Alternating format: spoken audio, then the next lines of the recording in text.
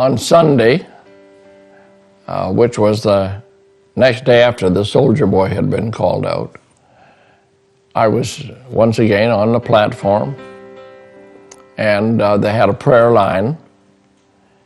And in that prayer line came a woman, well known to us. She was a very dear friend of my parents. And I knew her very well. Her name was Sister Klunt.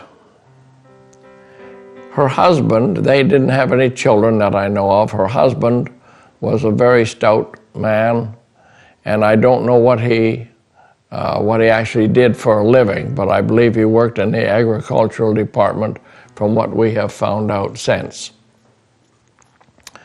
And so she came up and she just standing, and Brother Branham says, "Now here is a lady," and he begins to speak. And he said, "You're very nervous." He said, "And you have other complications, other problems. You have, I think, a spiritual problem as well." And he begins to talk to her. He said, "Yes, you are very nervous." He said, "I see you standing by a window when the sun was setting, and you're rubbing your hands." And then he stops, and he's speaking to her, but he's also speaking to the congregation, speaking to people like myself. He's saying now, and it means so much to us now.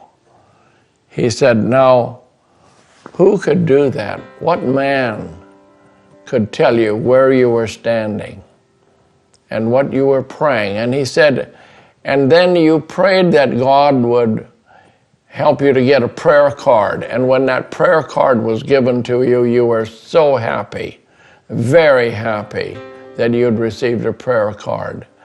And he asked, how could a man know that? He wanted the people to see that that was God and the prophet ministry, for a prophet is a spokesman for God. It was not just a gift of discernment. It was not that. But a lot of my friends tended to believe that it was just maybe a gift of a word of knowledge or something.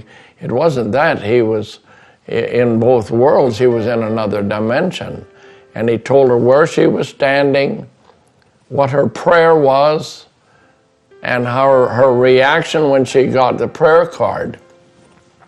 And then he said, now he said, we'll just talk to the lady. And he said, "You have something else." Now this is what was so striking to me. He said, "You have something else that's on your heart. You're praying for a friend, a man that's dying with cancer. And they do not live," and I noticed he said, "they do not live," because it was him and his wife. He said, "They do not live here. They live in Fort St. John." And I knew Fort St. John was just 50 miles up the Alaskan Highway.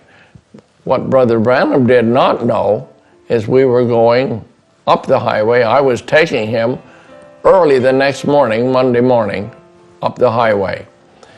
And Brother Branham was preaching on "Show us the Father."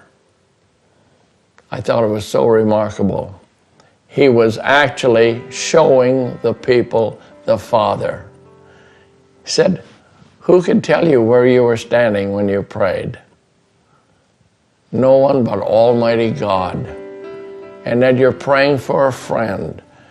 And he said he's dying with cancer. Yes, he said he's a sinner. And he's dying with cancer. He mentioned it twice. And he said, only believe, just believe. That seemed to be the key. He said, take that handkerchief that you have and give it to him, and he'll be well. I guess she never did get it to him. This was the end of May. He passed away July the 6th, 1961. But of course, I didn't know that. We found that out many years later. But the next day, I'm in the car, and you have to understand, I had a lot of questions about Brother Branham, about his doctrine, about his ministry, but there was one thing that I knew. That is, the angel of the Lord was in attendance with him at the platform. And now we were having just a profound effect upon me and other ministers. And he said, as we drove down the highway, we started coming to the town of Fort St. John, which laid up to the right hand of the highway. And there was an entrance into Fort St. John when the U.S. Army cut just through the farmland. The farmhouse was just up to the right, maybe 150 yards. And I had noticed that house so many times in my youth and childhood, and just a big old white farmhouse. And as Brother Branham, he slowed down for the speed limit, and we're just driving slowly, he said, there was a woman that came in the prayer line yesterday praying for a man from Fort St. John. Oh, I said, Brother Branham, she's a very good friend of my parents. Her name is Sister Clunt, and I know her well. And I knew her. I was there on the platform, and she was standing there, and he was telling her these things. Now here we are driving, and the house is just over here to my right. And he said, he's just serious. He was in a different frame of mind, you'd say. And he just said, as we were driving past, the house was going by. So he swung his arm this way and pointed behind my head. He said, the man is in that house? Well, I was shocked. I was startled, but I didn't know that the man was in that house. I didn't know his name or anything.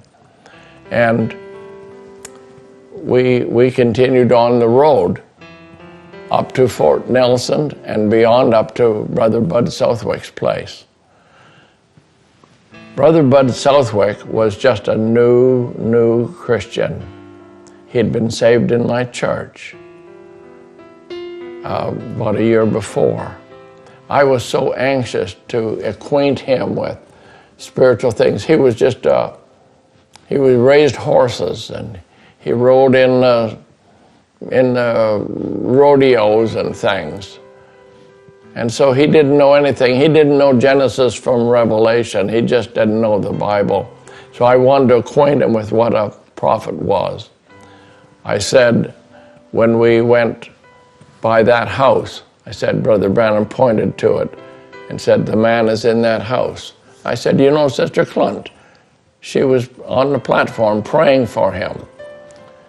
And Brother Southwick, my friend, he said, oh, I know him. His name is Ed Thomas. I've known him ever since I've been about 8 years old. And so now I had it on the platform, on the highway, and with Brother Southwick. This was all within 24 hours. It was like just a divine intervention of God saying, I will cause you to believe. I will bring it right in front of you. I will bring it. It was so arranged, I just could not doubt it. I guess it was the grace of God to me that was anchoring my faith, and I just couldn't. There was one day and the next day and the next day. And I do not know whether it was in that particular service where Brother Branham spoke, and all of the service was not taped apparently. But anyway, I was standing, and I'll never forget this. I was standing on the platform.